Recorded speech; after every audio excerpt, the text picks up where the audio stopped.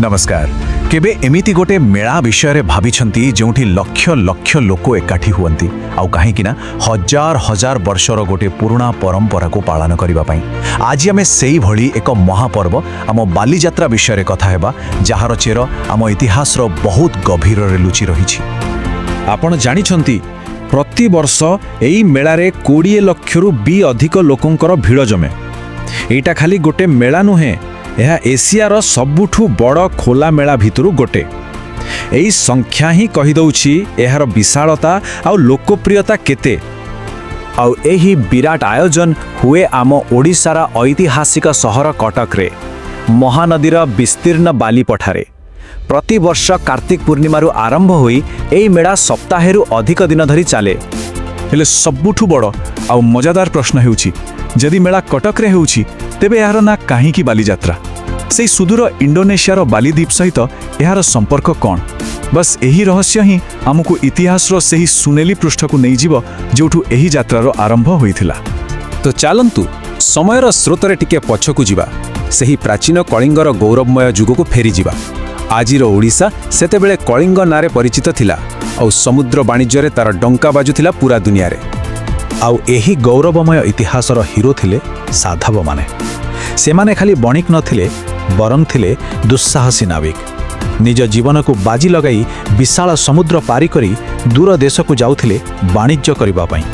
सेमाने निजर बड़ बड़ जहाज जहाकू बोईत कुहा जाउथिला सेथिरे कलिंगरू बाहरी सीधा पहुंचुथिले इंडोनेशियार बाली, जावा, सुमात्रा भली द्वीप मानकरे।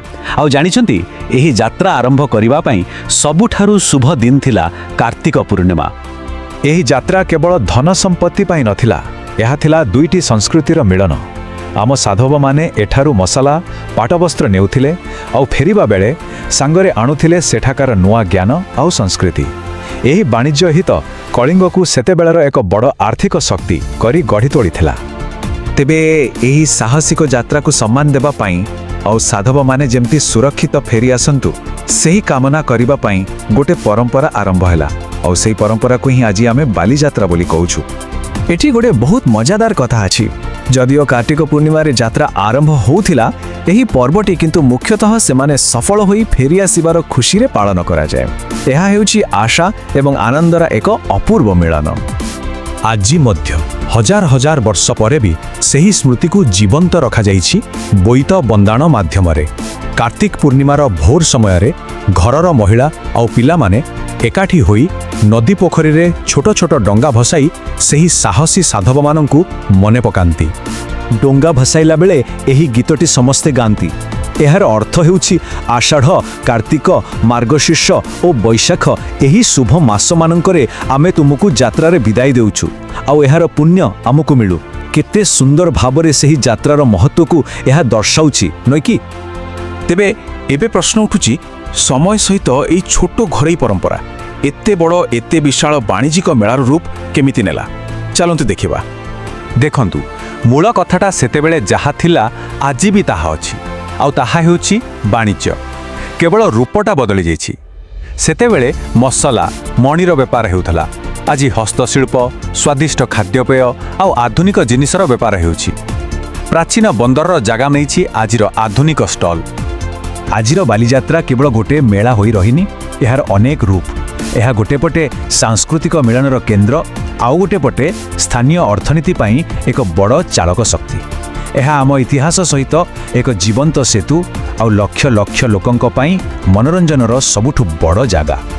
तेणु जेतेबेले भी आपण बालीजात्रा जाउछंती मने रखिबे एहिटा खाली किणा बिक्री बा ठुंकापुरी खाइबार जागा नुहे। यह हेउछि ओडिशार सेही गौरवमय नौ वाणिज्य परंपरार एक जीवंत प्रतीक, जहा आमको आमर समृद्ध अतीत विषय बारंबार मने पकाई दिए। शेषरे गोटे प्रश्न, प्रत्येक स्थानर प्रत्येक गाँर निजर किछि इतिहास आउ परंपरा थाए। आपणक अंचल रे एमिति केउ परंपरा पालन करा जाए जहा कोनोसी भूली जाइतिबा इतिहास को मने पकाई दिए? एहा विषय निश्चय भाविबे आउ आमको कमेंट रे जणाइबे। जदि आपनको आमर एही कहानी भलो लागिला तेबे जीडीटीवी ओडिशा चैनल को निश्चय सब्सक्राइब करंतो। आमे आपनको पई आम संस्कृति और इतिहासरू एई भली आहुरी अनेक अजणा कथा आगुकु नै आसीबो। रहुजु, धन्यवाद।